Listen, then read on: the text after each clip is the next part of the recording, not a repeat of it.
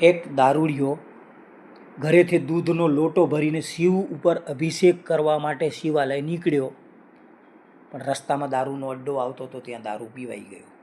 દારૂ પીને શિવ મંદિરમાં લથડિયા ખાતો ખાતો પ્રવેશ્યો ત્યારે પૂજારીએ એને રોક્યો, ઊભા રહો, તમે શિવલિંગ ઉપર દૂધનો અભિષેક નહીં કરી શકો.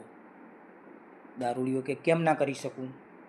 શિવ ઉપર તો દૂધનો અને પાણીનો જ અભિષેક થાય ને. પણ તમે દૂધનો અને પાણીનો અભિષેક કરી શકશો નહીં. તમારે અભિષેક કરવો હોય તો એના ઉપર દારૂનો અભિષેક કરો. દારૂડિયો કે પૂજારીજી તમે કેવી ગાંડા જેવી વાત કરો છો? શિવલિંગ ઉપર તો કંઈ દારૂનો અભિષેક થતો હશે? હા થાય, તમારાથી થાય, કેમ કે તમારી અંદર પણ ભગવાન બેઠા છે. ગીતામાં કીધું છે ભગવાને કે સર્વસ્ય ચાહમ હૃદય સન્નિવિષ્ટોને મમે વંશુ જીવ લો, કે જીવ એ મારો જ અંશ છે ને હું બધાના હૃદયમાં બેઠો છું.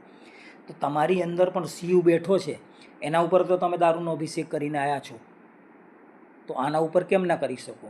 ત્યારે એને સમજણ આવી કે ખરેખર મારી અંદર શિવ હોય તો મારે એના ઉપર દારૂનો અભિષેક ના કરવો જોઈએ.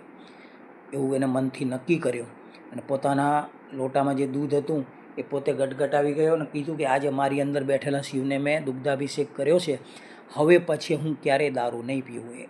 એવું પ્રતિજ્ઞા લઈને ઘેર નીકળ્યો. ઘેર ગયા પછી બીજે દિવસે સવારે દૂધનો લોટો ભર્યો અને શિવ મંદિર તરફ નીકળ્યો.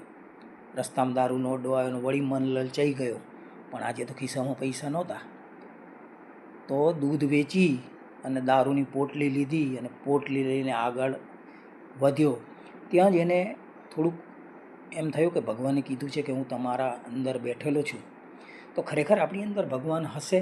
પછી એને લાગ્યો કે માણસ મરી જાય ત્યારે માણસ એવો ને એવો હોય છે, અહીંથી કંઈક તો ઓછું થાય છે, એ જ ભગવાન હશે.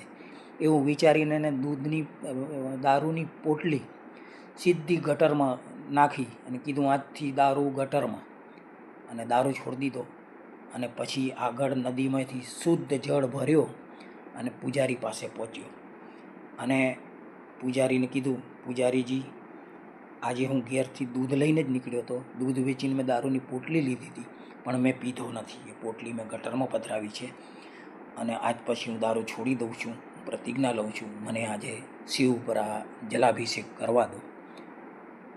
અને એને શિવ ઉપર જલાભિષેક કર્યો, પણ પૂજારીની આંખોમાં જળજળિયા આવી ગયા. પૂજારીએ થયો, પ્રભુ આટલા દિવસની સેવાનું પુણ્ય મળ્યું છે. મારો અહંકાર જાય ત્યારે મારા મોઢેથી ભગવાન બોલતા હોય છે. આજે મારી વાણીમાં કદાચ તમારો પ્રતાપ હશે, એટલે આના દારૂડિયા ઉપર મારી વાણીની અસર થઈ. મારા લીધે એક પણ માણસનું જીવન બદલાયું હોય તો હું આજે ધન્ય થયો. મારી પૂજા ધન્ય છે. આપણી અંદર આપણો અહંકાર જાય, જ્યાં સુધી અહંકાર બોલતો હોય ત્યાં સુધી આપણે બોલતા નહીં, પણ આપણો અહંકાર જાય ત્યારે આપણા મુખેથી ભગવાન બોલતા હોય છે.